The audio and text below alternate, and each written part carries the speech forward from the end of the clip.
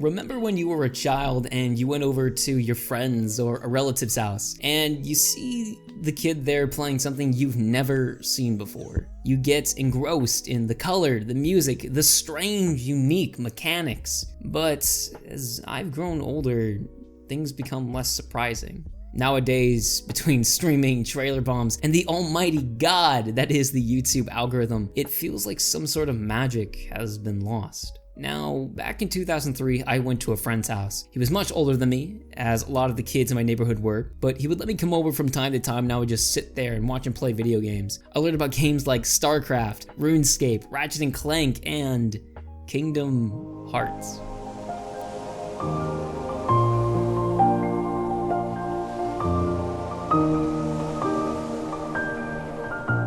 The first time I saw this game, I saw Clayton from the Disney movie Tarzan getting the shit beaten out of him by a kid with size 20-inch shoes, holding a gigantic key alongside Donald Duck and Goofy. Next thing you know, a giant chameleon bursts through this mountain range and Clayton starts riding it, and now you have to fight them both at once.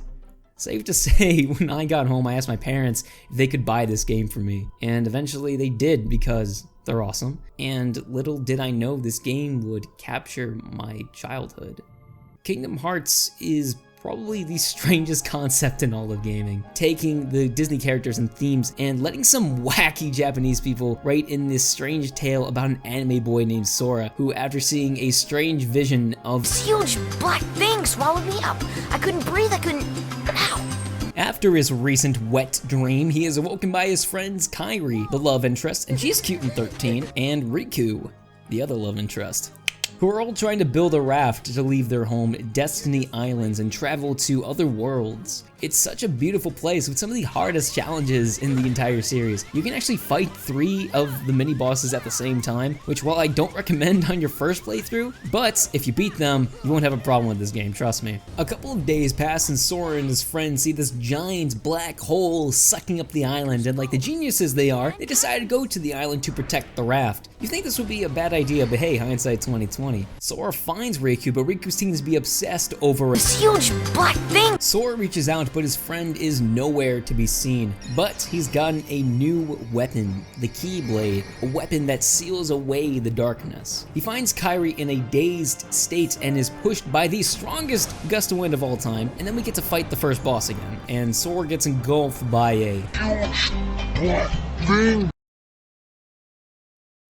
Meanwhile, at the Mouse House, King Mickey has discovered that worlds are being destroyed and is left to figure out what's going on, and has tasked Donald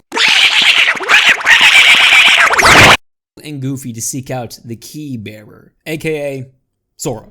Sora has been whisked away to Traverse Town, where all lost people go to, I think, where we meet some famous Final Fantasy characters like Sid, Aerith, and Squall. That's Leon. Ah, okay.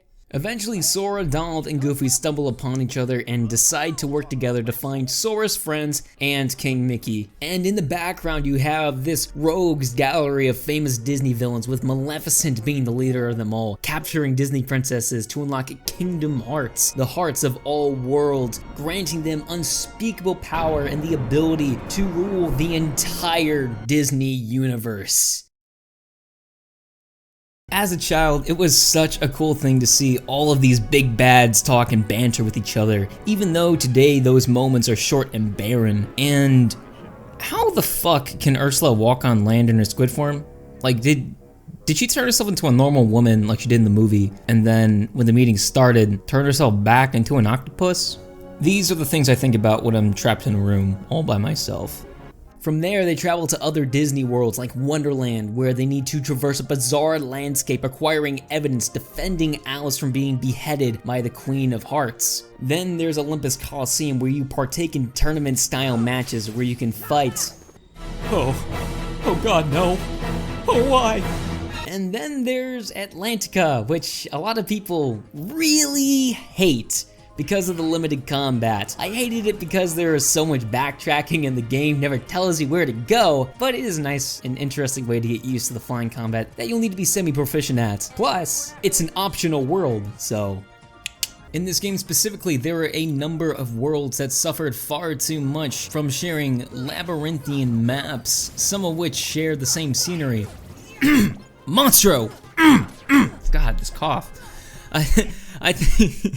I think the main problem was that the future Disney Worlds didn't try to make their own unique stories like the original did, but I will argue that the future installments made them easier to navigate. You may not always know where to go, so you'll need help from the internet, and you'll definitely need it if you want to get all of the 101 Dalmatians, which will give you the best spell in the entire game and make the final boss mincemeat even on proud mode. Combat can feel slow and repetitive, but it has this enchanting rhythm that feels so satisfying to hit everything for hours. And if you don't want that, do some magic spam. Gravity and Thunder are great AoE spells, while Fire is the go-to in 1v1s. But you will always want Cure set to your hotbar, and during boss fights, use Arrow.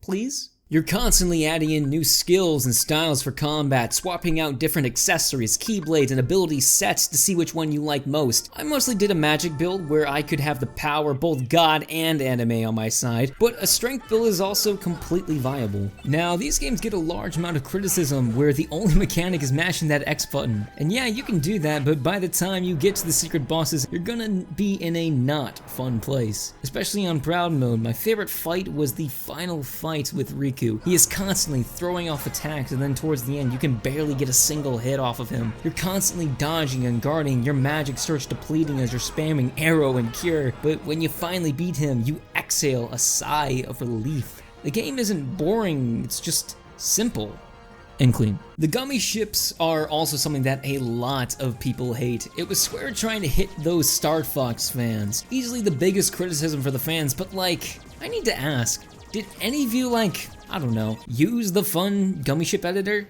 Like, you can increase the speed, firepower, and armor once you get enough money to update the computer from Sid and Traverse Town, which you get by the end of the third world. Even then, if you go looking for chests, you can get some amazing gummy blocks, and just power through traveling, and then just warp there. So, but okay, let's talk about the reason why this game is so damn good. The music. You know, Riku has changed. What do you mean? Well... You okay? Sora! Let's take the raft and go! Just the two of us! Huh? Just kidding! What's gotten into you? You're the one that's changed, Kairi. Maybe. You know, I was a little afraid at first. But now I'm ready. No matter where I go or what I see, I know I can always come back here. Right? Yeah, of course. That's good. Sora, don't ever change. Huh? I just can't wait. Once we set sail, it'll be great.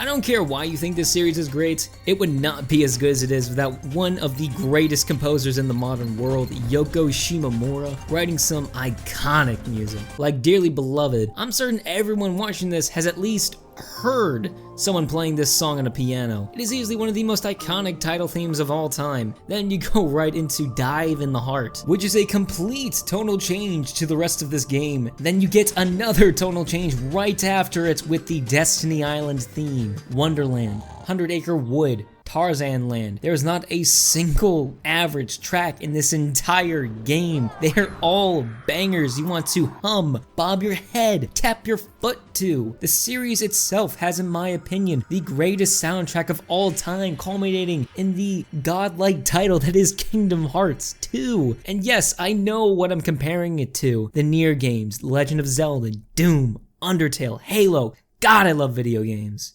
Now, the way I like to compare games is by strictly comparing them based on the year they released, as I think that is the most fair way of doing it, or at the very most, by console generations. And last year, I finally finished playing The Legend of Zelda Wind Waker, which I thought could be the only game released in 2002 that had the potential to beat Kingdom Hearts. And while it was a close fight, Kingdom Hearts was just more fun to play. The bosses are more unique, the combat has more depth. It makes me feel like I'm growing stronger and more adept with each loss, and the enemy designs, oh my god, I can't even talk about the enemies yet. The Heartless are some of the best designed enemies of all time, and if I wasn't as much of a pussy, I would own a plush of every single one of these fuckers. Kingdom Hearts is by no means a masterpiece.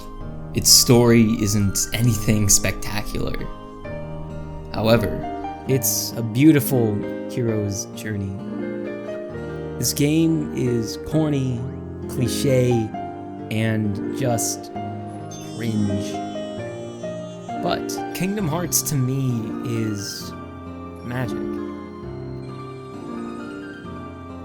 It has this rare ability to make me feel like a child again. When Square developers went to meet with Disney of Japan, the objective was to make a game comparable to Super Mario 64. But I think what they took from Nintendo was their ability to make any adult feel like a kid again, whether capturing a moment of pure emotion or making us feel silly by listening to some really cringe dialogue or that feeling of discovering a strange new world. What else can I call it but magic?